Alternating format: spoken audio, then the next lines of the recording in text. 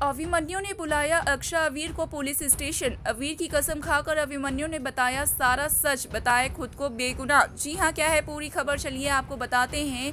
लेकिन उससे पहले ये सारी बातें बता दें कि ये बातें बेबुनियादी नहीं है। ये बातें ऑन लोकेशन शूटिंग के दौरान पाई गई खबरों पर आधारित है, यानी कि आने वाले एपिसोड्स में आपको कुछ ऐसा होते हुए नजर आ सकता है। तो ज़रूर से ही इस वीडियो को लाइक करें और साथ ही चैनल को सब्सक्राइब करके पास खड़े घंटी बटन को दबा दीजिए, ताकि ऐसी और तमाम खबरें आप तक पहुंचती रहे।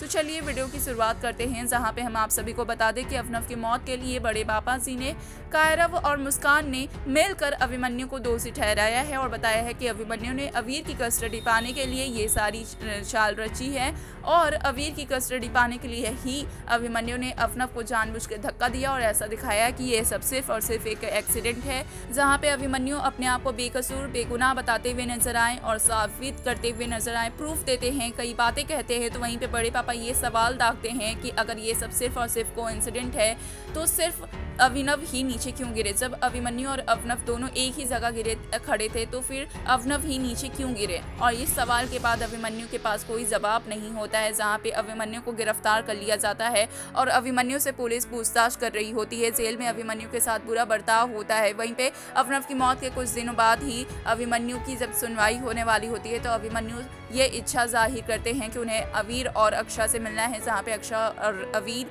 आते हैं अभिमन्यु से मिलने के लिए। तो वहीं पे अभिमन्यु पहले तो अक्षय के दिल पे हाथ रखकर ये पूछने के लिए कहते हैं कि क्या उनका अभिमन्यु कि अपनी खुशियों के लिए किसी की जान ले सकता है, किसी का जान लेने का बड़ा पाप कर सकता है। और बोलते हैं कि अक्षय तुम ही अपने दिल पे हाथ रख के ये बताओ, जहाँ पे अक्षय का दिमाग फेल हो जाता है और अक्षय जब अपने दिल पे हाथ रख के ये सोचती है, ये बोलती है, तो वो बिल्कुल यही कहते हुए नजर आती है कि अभिमन्यु दिल से बुरे नहीं है। मेरे और अभिमन्यु के बीच में जो कुछ भी है वो सिर्फ और सिर्फ एक गलतफहमी थी। मैंने अभिमन्यु के साथ इतना समय बिताया, लेकिन अभिमन्यु को कभी भी मैंने ऐसा दोषी नहीं पाया। अभिमन्यु अपनी खुशियों के लिए कभी किसी की जान नहीं ले सकते हैं। लेकिन अक्षय ये सारी बातें बोल नहीं पाती है, मन ही मन में सोचती है। और अभिमन्यु जो कि खुद को प्रूफ कर रहे होते हैं कि वो बेगुनाह है, ये सब सिर्फ और सिर्फ कोइंसिडेंट है, तो अक्षय सिर्फ और सिर्फ अभिमन्यु की बातें सुनती है और कुछ भी नहीं कहती है। तब अभिमन्यु अवीर के सर पे हाथ रखते हैं और ये कसम खाते हैं कि अभिमन्यु ने ऐसा कुछ नहीं किया, जिसके बाद अक्षय को अभिमन्यु की बातों पे भरोसा हो जाता है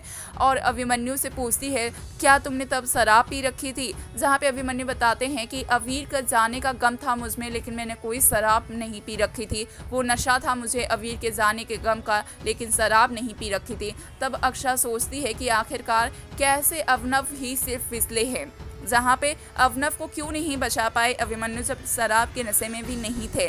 जहाँ पे अक्षय ये भी पूछती है कि अवनव ने ड्रिंक तो नहीं कर रखा था, जहाँ पे अभिमन्यु ये भी बताते हैं कि अवनव ने भी कोई ड्रिंक नहीं किया था। तब अक्षय प्लानिंग प्लॉटिंग करने लगती है। अक्षय समझ जाती है कि इसके पीछे जरूर किसी ना किसी का हाथ है, जरूर किसी ने प्लानिंग प्लॉटिंग करके ये सारी साजिश रची है, जिसके तहत अभिमन्यु को फंसाया है, वहीं अवनव की जान ली है। जहाँ पे अक्षय ये ठान लेती है कि जिस किसी ने भी ऐसा किया है उसे अक्षय बिल्कुल नहीं छोड़ेगी, कड़ी से कड़ी सजा देगी और बड़ी से बड़ी सजा देगी, क्योंकि आखिरकार अक्षय के पेट में पल रहे बच्चे के सर से उसके पिता को छीना है उसने और साथ ही अवीर के सर से उसके पिता को छीना है उसने।